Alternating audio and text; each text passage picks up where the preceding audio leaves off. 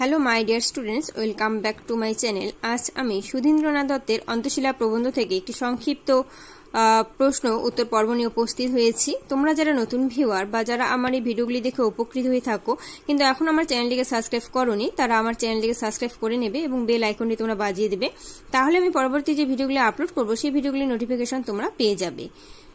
তো আজকের প্রশ্নটি হচ্ছে, ভাষাগত দুরূহতা সত্ত্বেও মধুসূদনের কাব্য সর্বসাধারণের বোধগম্য, আর তার জটিলতা ব্যতিরেকেও প্রমথ চৌধুরীর সাহিত্য পাঠকের দরদে বঞ্চিত। কেন সুধীন্দ্রনাথের লেখা অন্তশীলা প্রবন্ধ মনে রেখে লেখো।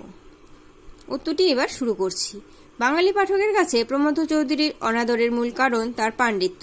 প্রাবন্ধিক সুধীন্দ্রনাথ দত্ত প্রসঙ্গত মত প্রকাশ করে বলেছেন যে, প্রমথ চৌধুরী তার সাহিত্যে আজীবনের অর্জিত বিদ্যাকে কাজে লাগিয়েছেন। তার আজীবন অধ্যয়ন কতগুলি নিরর্থ অক্ষরের বহর বাড়িয়েই থামেনি।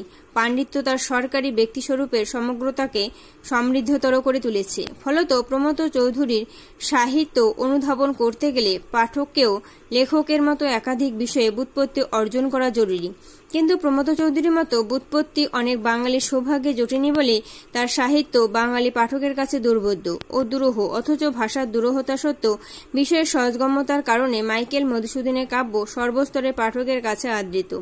আসলে একই সঙ্গে বহু বিষয় সম্পর্কে জ্ঞান না থাকলে প্রমথ চৌধুরীর সাহিত্যের মর্ম উদ্ধার করা সম্ভব হয় না। যেহেতু বাঙালি পাঠকের মেধাবুদ্ধির জগৎ সীমাবদ্ধ, তাই চলতি বাংলায় সাহিত্য রচনা করা সত্ত্বেও বীরবলী সাহিত্য বাঙালি পাঠকের দরদ থেকে বঞ্চিত।